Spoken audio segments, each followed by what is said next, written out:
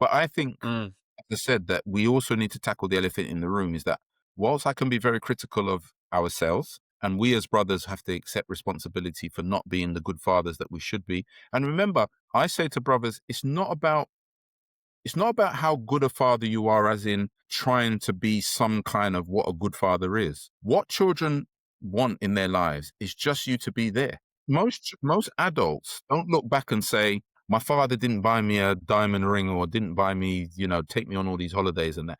That's not what most Mm. adults have issues with. Most adults say, my father was never there when I played my football or I played for the school team or I won a little certificate. My father was never there to see me do it. When I got my exam or I passed my A levels or I did a degree or I got this new job or certain things in my life, they were not there. When I got married, my Mm. children are now haven't got a grandfather because my father's not in my life. This is where people miss their fathers. It's these things that they look back on and feel disappointed. Like me, I played cricket for the school from the age of probably about 7 or 8 years old, right the way through secondary school. So that's a lot of cricket, right? The only game I remember a little bit about was when my dad came to watch. That's the game that mattered because my dad, Mm. who's a cricket man, came to watch me play. And that was a magical day for me. It's the only game I Mm. remember. I don't remember any other Mhm. game, but I remember the game my dad came to see me play. And that shows So that it was important.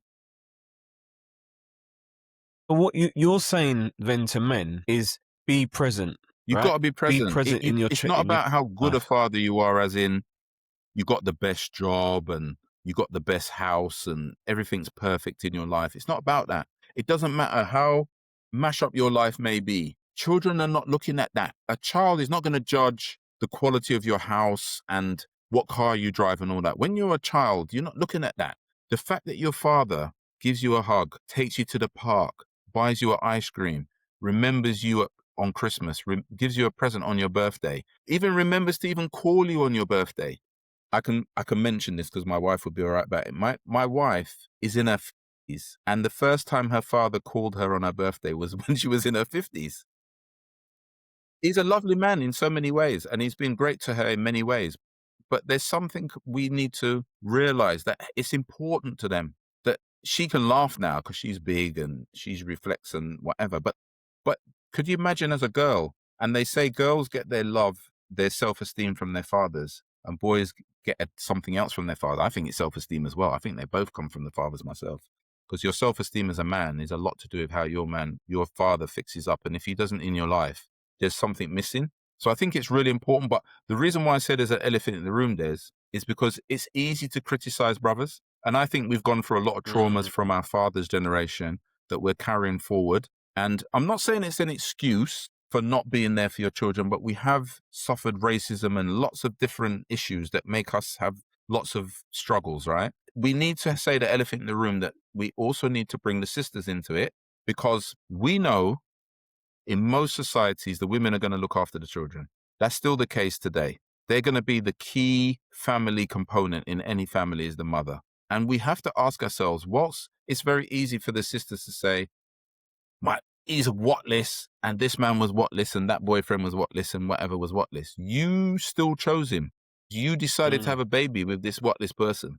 And you need to take some responsibility for the consequences of having a baby with this whatless person that you keep saying is whatless, even though you chose to have a baby with him. And now he's not in your life. You're criticizing him. But should we not be teaching our girls that you need to make better choices? Make sure you're not having children out of wedlock unless you're in a settled relationship. You don't have to be married. I personally believe you Mm. should, but if you're not married, that's Mhm. fine. But at least in a settled relationship. See, I'm one of these old school guys where somebody says to me, I'm having a baby or their daughter's having a baby. The first thing I'm asking is, who's the father? If I don't Mhm. know who the father is, to me, it's a car crash. That's how I look at it. They're looking at it as they're so proud their daughter's having a baby. And I'm thinking, this is a car crash. Because if I don't know who the father is, that means that woman is not in a proper, what I call a proper relationship.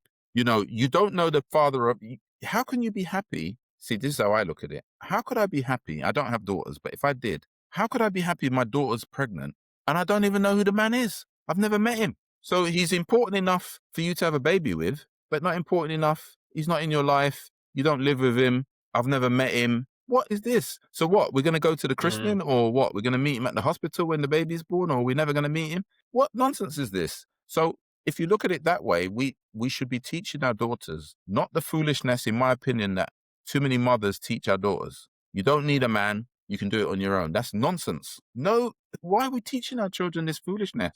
No father says to a boy child, you don't need a woman, you can do it on your own. Who says this? Mm.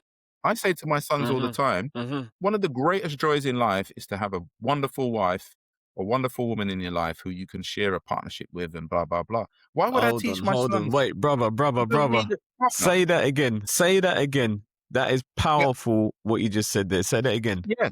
That I teach my sons what could be more wonderful than having a wonderful woman in your life who's got your back, understands you, you can grow together, enjoy life together, that you build a relationship with, a friendship with. Friends first, love second. Because yes, just having sex and having fun, yeah, it's all fun until the day-to-day reality kicks in, where life is not Love Island. Life is not millionaire dating or whatever. We can't be on a date every week, every day. The reality is we have to use the toilet. We have to clean the bathroom. We have to wash the dishes. We have to do the day-to-day, brush your teeth, sleep in the same bed together, bad breath, whatever. That is the reality of life. It's the,